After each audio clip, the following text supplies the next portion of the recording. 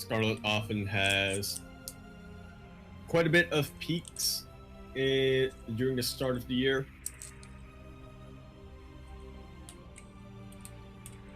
Sure. All right, yeah. And you know what? If it can translate, she is in Korea right now. If we can translate to the GSL when that eventually happens, yeah, that will be exciting to see. But right now, we have a lobby.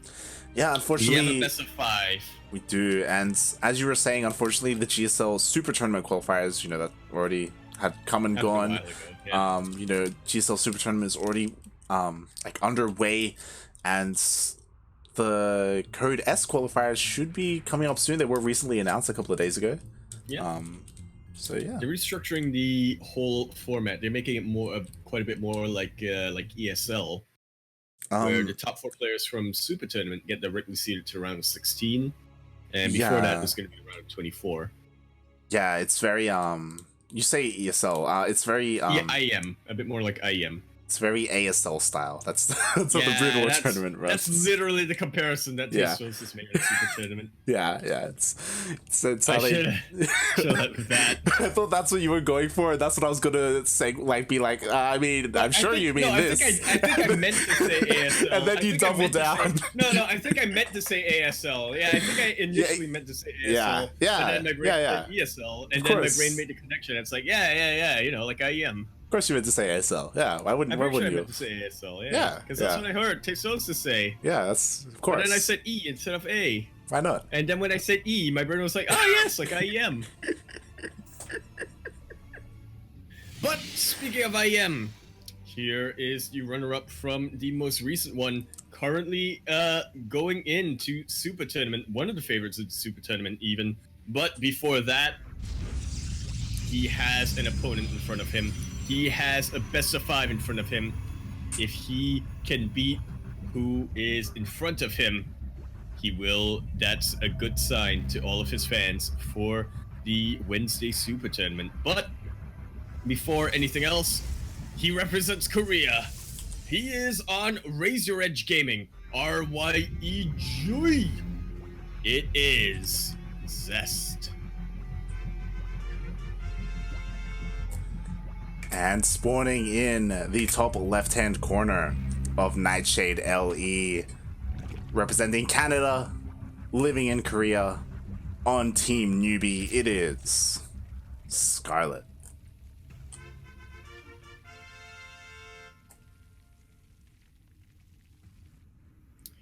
Alright, what is gonna go on right here? These are 2 players who are very varied in what they can do, how they can play.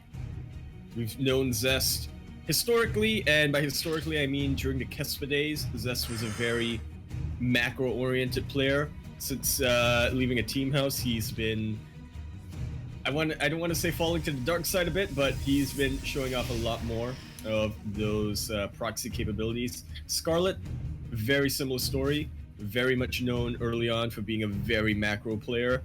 But since living in the Unity house, been as we saw in the series versus Trap, known to throw out quite a few cheeky strats. Yeah, we do have that no regret influence, as some have said. That's what it is. Well, I mean, he is like the official coach of the house. He does help out like players with strategies and practice as best he can. Like that's kind of the role he's taken in the Team Unity house. So we do see that in this. He has also said before that he does like theory craft and go over builds with Scarlett when it comes to prepping for GSL and things of that nature, as we have seen in the past. We have seen that put into practice pretty effectively. Zest, once again, going into what we know of him. And Scarlett, she's applying a lot of pressure. There are a lot of roaches and ravagers being pushed out across the map. More lings are being reinforced as well. This is reminding me of the Ragnarok game. Yeah, it was on the same map as well. Ragnarok did the exact same thing. And Zest is doing the same thing as well, except that War Prism is a bit later, as it would have already been out by now. Scarlett is hitting a lot faster, and Zest, he just doesn't His have much. wall is just so not the wall there. gets reinforced though. It gets immediately broken. Reinforced, right, immediately sniped. That's just way too much DPS. I think we're gonna have a very quick one. GG is called. Scarlett takes game number 1 in less than 4 minutes. Yeah, I mean, you could argue that, I don't know if she saw the series and she saw Ragnarok do that against Zest. Ragnarok's push was a lot later. It was. And you know, you could see what Zest had to defend, and it was basically nothing. And Zest wasn't scouting either, like he was just doing his thing. Yeah, he was kind of trying to distract the Lings of Scarlett to prevent her from scouting him, but in doing so, that means that he himself neglected to scout. Yeah, and that's kind of his style though. He knows what he's gonna do in a game, and then he just executes. And Scarlett abused that, and just like that takes game number 1. Much more active than reactive. The Varist. And again, like, I imagine it's very much so a map dependent thing. You know, Ragnarok did it on Nightshade, Scarlett did it on Nightshade, or a variant. Speaking of what Ragnarok did on certain maps. Are we gonna see the gold get taken? It is the Golden Wall. What do we have in store? Speaking of the Golden Wall, here we have it. The map that we are on is in fact Golden Wall LE. And spawning on the right side of Golden Wall spawning in the right side, which would have been unfortunate a week ago, but thankfully they did patch this map. So there won't be any unfortunate Yaku curses. Not sure if that matters too much for Protoss, but regardless, he is here. He has won. I actually don't remember how many Pro Tours he's won. I think it's at least 2, I want to say. But he is definitely someone familiar if you follow the ESL Pro Tour. He has been in multiple finals, absolutely up there. This is the player, all the way from Korea, representing Korea, trying to get some practice in before the big game on Wednesday. He is representing Razor Edge Gaming, RYEG. It is Zest. And we were just talking about it, taking the gold base on the left-hand corner of Golden Wall. We have, representing Canada, living in Korea, on Team Newbie, it is Scarlett.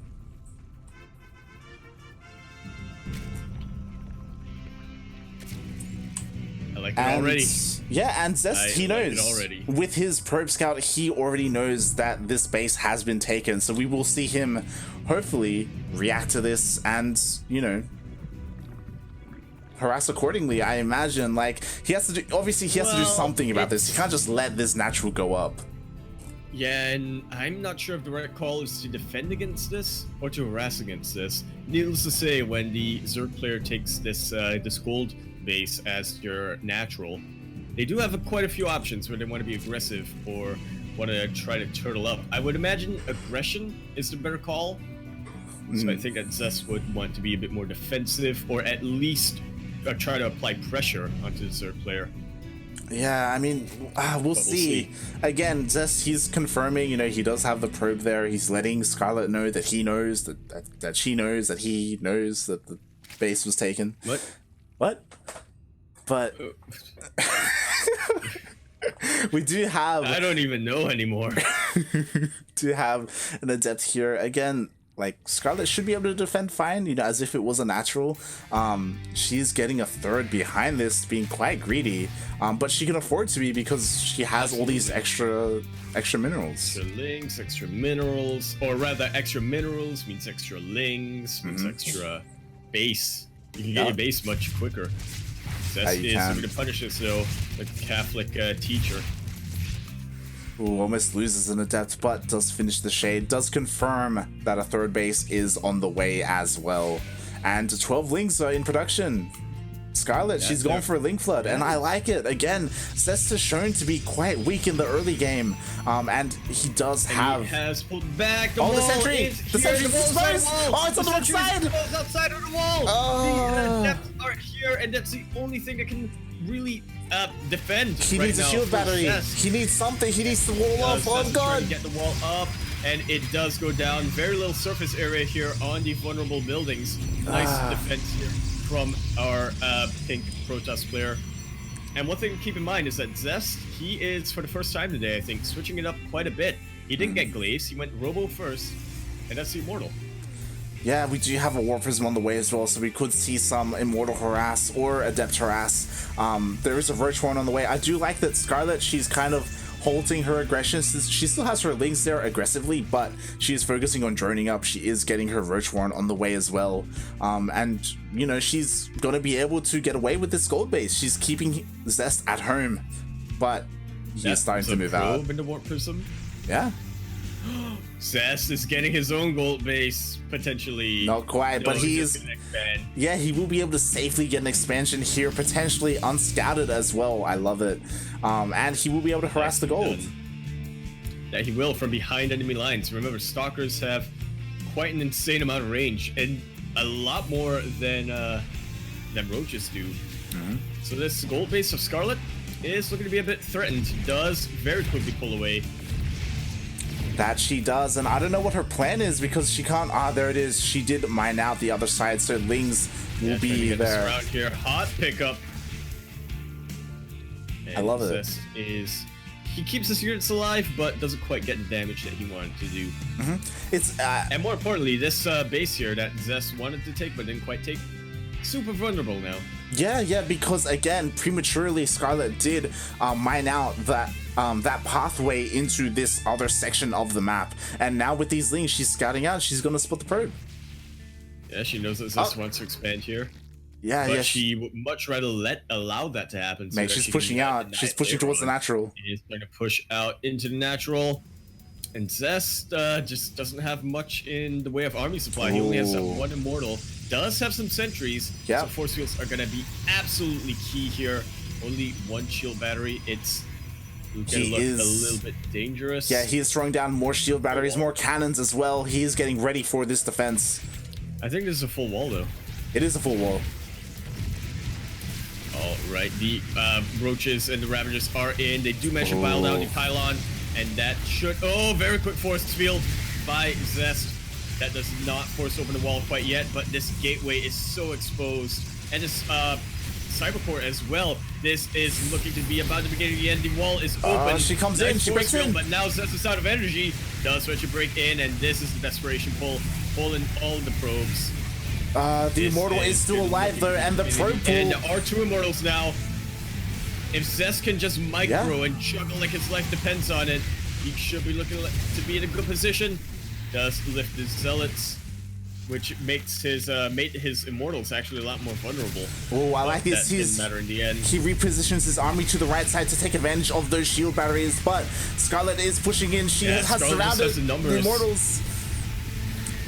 And it looks like Zest... Yeah, it looks like he could just hold. It's actually looking decent for Zest. His Immortals are still alive. Oh, he lost one. Oh, no. Never mind. I thought he lost one, but he has three. Yeah, that is... Yeah, he didn't lose one. He got another. Templar are coming in. The pylon getting piled down, but it's not going to be enough. Shield batteries are out of energy. They are. Again, it's just looking increasingly dangerous for Zest. Zest does keep his units alive, but he just lost way too much. Yeah, what's important is Scarlett isn't looking to kill. She is getting a fourth base behind this. She's macroing up. She's getting a Spire. And the Spire will end the game. There just isn't any anti-air. And Zest, he's kind of crippled right now. Stuck on two bases. He is stuck on two bases, completely supply capped. He has to go for a counterattack, but he doesn't have the army to do so. Yeah. But I imagine we will be seeing a counterattack pretty soon. He does have a lot of Immortals. He's ramping up his production as well, and I imagine a two-base all-in is what he needs to go for. That's the only thing he can go for right now. He can try to expand here with this probe, but Scarlett proactively is going to deny that. quite a bit of Templar here. Does he have Storm? He does not have Storm. Zest doesn't. We do have that War Prism going across the map. It will hit the gold base of Scarlett. Yeah, and it's gonna take a couple of drones here and there, but at this stage of the game, it's nowhere near enough. Once again, getting that third base denied.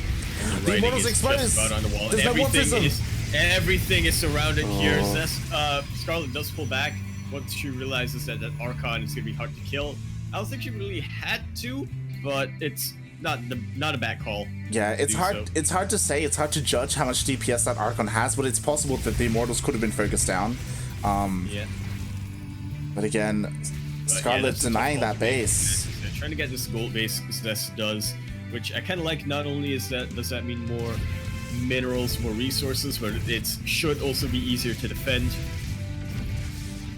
Zest just applying pressure wherever he can, trying to slowly, however he can, get back in this game. Dodges the Biles at the split final second. Nicely done. This is, and the mutas are out. Zest right here. The mutas have finished. Are out.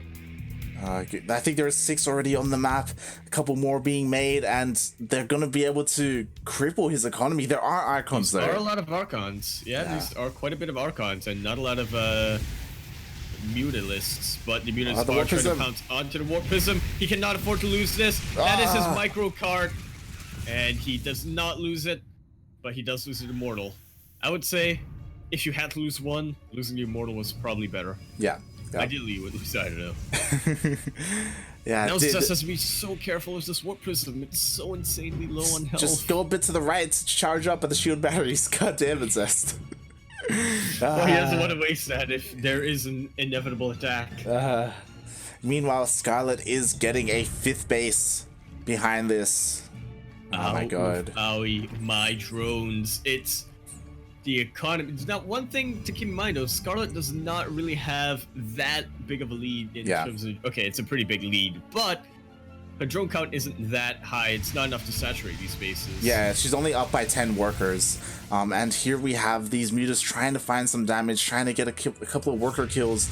But there isn't that many mutas. Like, it's not that high. Like, these Archons can chase them down. He does not want to lose the Warp Prism though, which is very important. 6 more probes go down. And I like what Zest is doing right now. He is just going ham on these Archons. He knows that that's his ticket, what he needs to deal with the Zerglings, with the mutas. He's getting his shields up, already has his +2 ground weapons. He knows his key to victory and he's trying to secure it. But again, I'm not sure if it's just going to be enough. Scarlett is absolutely dominating the numbers game. But we'll see, like, Zest, he has so far been able to stabilize. He does have 3 bases. He could go for a 4th even. He's looking pretty safe right now. These Mutalisks, they haven't really done any game-ending damage so far. They've just picked off shield batteries. Yeah, workers here and there. But Scarlett's army is getting really scary. She's maxed out, and here it is. Now she's pushing out. But is this the right unit composition? Oh, she's forced considering home. The amount of banelings? Yeah, probably. Oh, she is forced home. Thanks again to this Warp Prism and these Archons. Will Zest go for the 4th? He is looking to conserve, squeeze out the most amount of value. He does get the 4th base. Nicely done. Hey. And that's, he needs these small victories here and there, and he needs them to stack up. Meanwhile, Scarlett is trying to go for straight to natural, maybe? Nope, she's trying to posture around. She needs to trade so well. And surrounded as well. That's a lot of banelings. That is Zest spreading his army quite nicely. There's no shield batteries for support here, though. No, I just noticed there are no roaches here. It's just Ravagers. Nice force fields going to come down, but a couple of banelings do get in. Biles down at the force fields, but I think Scarlett just has way too many units out. All of the Biles do connect, and this is about it. This is not about it. This is gonna be it. GG is called. Scarlett already taking the IEM runner-up to match point right here. In, I believe, her first time playing in ESL Pro Cup Korea. That is something. Can she walk that royal road? Mate. Basically rogue. Basically rogue. She's basically rogue right now. And yeah, 2-0 so far in this best of 5. We are getting ready to get into game number 3, and Jesus, like so far she's been able to catch Zest off guard, kind of like what's the word? Kind of just get him, yeah, just off guard. You know, he hasn't been ready for this aggressive plays. No, he is not. Once again, I feel like that no regret coaching is definitely paying off. I think you mentioned it earlier. Zest is pretty weak in the early game, and it looks like Scarlett just knows how to take advantage of that. Especially going into the third map, which should allow that to play out pretty well. Yeah, again, like this is kind of what Rogue did in the IM finals. This is what Ragnarok did as well last week. Zest, he's a player who has kind of been figured out at the moment when it comes to ZVP. I feel like it's on Zest to change things up. He's kind of been sticking to a certain play style, and now he has to adapt to what is happening to this new map pool as well, right? Like these gold bases, they're affecting him, you know? Oh yeah. There's something that he has to deal with, and so far he just hasn't been able to in this matchup. I agree with that. I do feel like Zest is definitely one of the, what's it called? He kind of goes with the meta flow, so to speak. Zest will try to figure out, it's kind of like innovation. He'll try to figure out what's the build, what's the strategy that will give the most success on each particular map. Not really preparing against specific players per se, but yeah, that's generally how he likes to do things. And when it gets figured out, he is a little bit slow to switch it out, as we do see. But hopefully he has something prepared here on Everdream LE, potentially the final map of the evening. What do we have in store here today? It is going to be spawning in the bottom left-hand side of the map, spawning in the bottom left-hand corner. It is going to be our Pink Protoss, our IEM Katowice runner-up, looking to get in them practice games for the big match on Wednesday. But before that, he's got a player in front of him who has already taken him to match point. He's going to have to pull out a miracle if he's able to reverse sweep it. But can he do it? It is possible. He is representing Korea as well as Raise Your Edge Gaming, RYEG. It is Zest.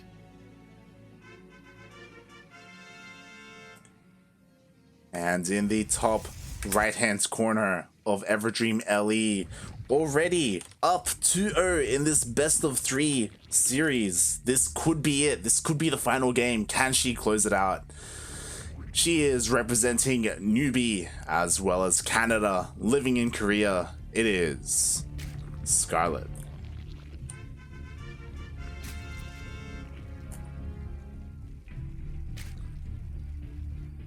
Mate, if you know what, if Scarlett's plan is I'm going to be very aggressive in the early game to get a lead, then I feel like this map will facilitate that very well. Everdream, I do believe, I'm not sure if it's been proven or not, but it does seem to be the map with the shortest rush distance possible in the current map pool. It's quite worrisome for Zest. Yeah, I mean, at the same time, you know, she's been aggressive 2 games in a row. You don't want to, like, you know, be too samey and continue on that trend, because you can be countered. But we'll see, you know, like what Zest does. Like, will he continue to play the same? Will he switch things up? To be fair, he did go for a different opener last game. He didn't go for those Glaive Adepts. So, you know, maybe and arguably got quite a bit more success there. Yeah, exactly. But you can also argue that that was also map dependent. Like, Golden Wall is quite a strange map in comparison to everything else. Yeah, pretty much. Hey, you know what? At least they fixed a ramp bug. Yeah. I mean, it wouldn't have affected these players anyway, but, you know. Alright, Zest once again going to be going for his Twilight Council, and then shortly after getting the Robo facility. So I think we're in for the Zest ZVP that we know and love, or PvZ that we know and love. Yeah, we do have a Robo on the way for Zest. In the meanwhile, we do have a Baneling Nest being hidden here from Scarlett, mate. Are we going to see a Bane bust? I think we are. I was going to say, this seems very early. Yep. I think we're going to see it. 16 links on the way. She's going for it.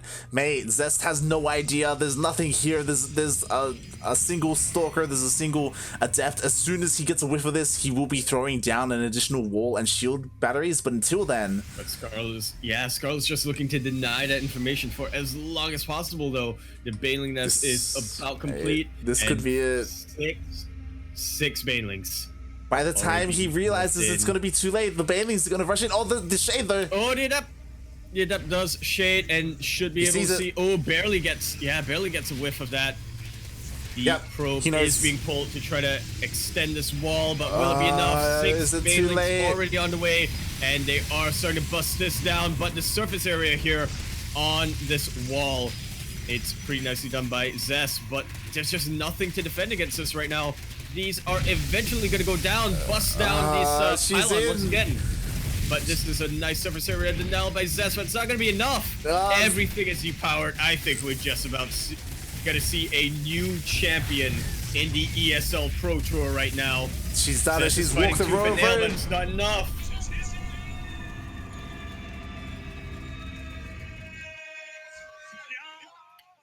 Basically, Rogue. Hello. Oh my god. GG. Well played. She's done it. She's basically the IEM champion. Basically. That was something. That was something. And just gonna get confirmation here from Liquipedia. Scarlett is the first non-Korean ESL Asia champion. Walking that royal road, man. Walking that road. Ooh, lordy. Wow, GG, well played. Almost speechless. Congratulations, Scarlett. Zest of all people. Yeah, you know, she played amazingly today. You know, especially when it comes to her ZVP, right? She took down Zest, she took down Trap, took down Probe, Ranger, which we I think it was pretty much just Rex who gave her a run for her money, so to speak. Yeah, and you could Trap as well. But... Yeah, you could argue that part of that has to do with the fact that maybe, you know, she's you know, really confident in that one matchup, ZVP. We didn't see her play against any Terrans, and she did look kind of shaky against Rex. Rex almost knocked her out. Accurate. Yeah, GG, well played. Nothing happened versus Trap, I do think, but yeah. Did manage to edge out those victories that she had to edge out, and then finally got to the finals. Dominating performance there. Indeed. How long was that finals? 25 minutes? It was in total? The shortest series, I think. Yeah. Yeah, I'm just nodding my head. And what else can you say, right? Like, what else can you say, really? I mean, you know, again, congratulations to both Scarlett and Zest, as they do walk away with a couple of EPT points. I look at Kuro in chat. Yeah, you know, I didn't think she'd do it, but she did. And she walks away with 100 USD, which is quite nice. And it is. That's some Korean food. Gonna spend it on Korean food. Yeah, some soup. So bring it a full circle. Full circle, indeed. With pork soup. We're gonna end it. Exactly. Speaking of which, now I'm hungry. Okay, let's get this road on the show. What?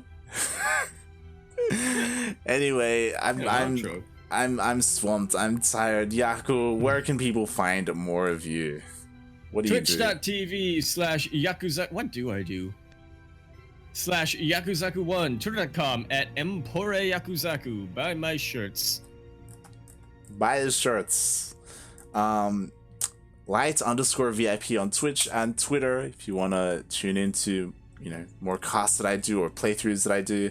But more importantly, follow this Twitch channel. This is typically where we cast. Here on CranKy Ducklings, we cast a lot. We do C weeklies, we do Battle of the Americas, which is NA focused. We cast ESL weeklies, which is here for Korea.